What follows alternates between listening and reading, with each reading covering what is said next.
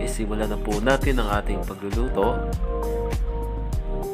Ilagay po tayo ng kaunting mantika. Tapos ilagay na po natin ang ating sibuyas.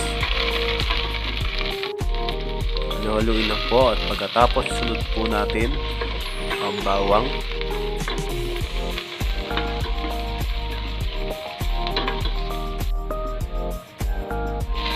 At isunod na po natin ang kamatis at ang ating bell pepper.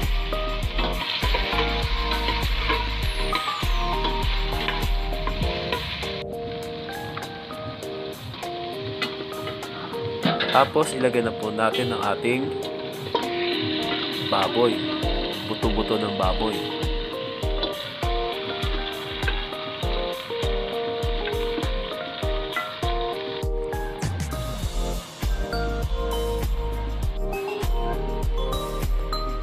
Okay, ilagay na po natin ang ating patis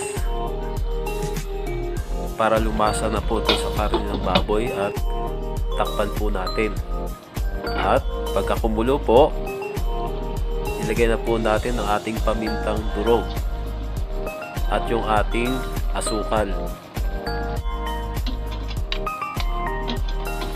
Halo-haluin lang po natin.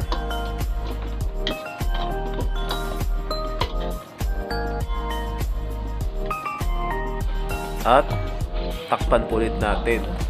Tapos check po ulit natin.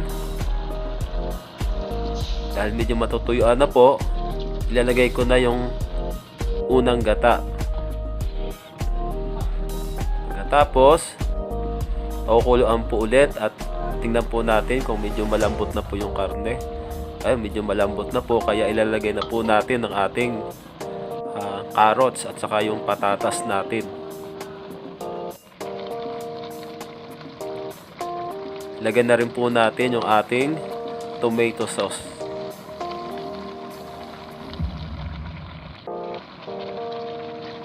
Magdadagdag po tayo ng 1 basong tubig. Okay, takpan po ulit natin at pagkatapos check po natin kung luto na. So luto na po dahil ilalagay na natin yung ating panghuling gata, yung pong tinatawag na kakang gata. Pagkatapos pakukuluan lang po ulit yan at ayan na po, malapot na po yung gata at yan, luto na po ang ating kalderetang buto-buto ng baboy na meron pong gata.